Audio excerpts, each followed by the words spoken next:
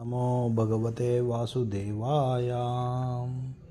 భగవద్గీత అధ్యాయము 2 శ్లోకము 66.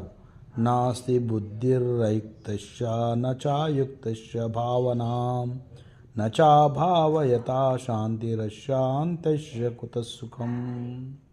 కృష్ణ భక్తి భావనయందు భగవాన్తో సంబంధంను పొందని వాడు విశుద్ధ బుద్ధిని గాని స్థిరమైన మనస్సును గాని కలిగి ఉండజాలడు. అవి లేనిదే శాంతిని పొందుటకు ఆస్కారమే లేదు. ఇక శాంతి లేనిదే సుఖమెట్లు కలుగును? మనుజుడు కృష్ణ భక్తి భావన యందు నిలువనిదే శాంతి పొందుటకు అవకాశం లేదు.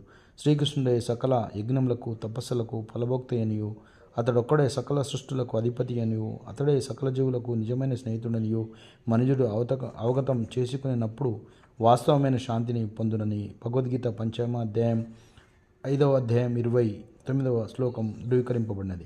అనగా మనుజుడు కృష్ణ భక్తి రసాభావితుడు కాని మనసును ఒక లక్ష్యం లభింపదు.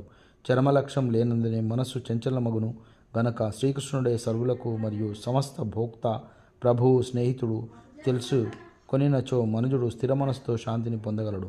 కనుకనే శ్రీకృష్ణునితో ఎటువంటి సంబంధం లేకుండా వర్తించువాడు ఎంతటి ఆధ్యాత్మిక పురోగతిని మరియు శాంతిని ప్రదర్శించినను నిజమైన శాంతి లేకుండా సదా కలత చెందియే ఉండును. కృష్ణ భక్తి రసాభావన ఎన్నది స్వయముగా ప్రకటమయ్యేటటువంటి దివ్యమైనటువంటి శాంతస్థితి. అట్టి దివ్యస్థితి శ్రీకృష్ణునితో గల దివ్య సంబంధంతోనే ప్రాప్తించగలదు. హరే కృష్ణ.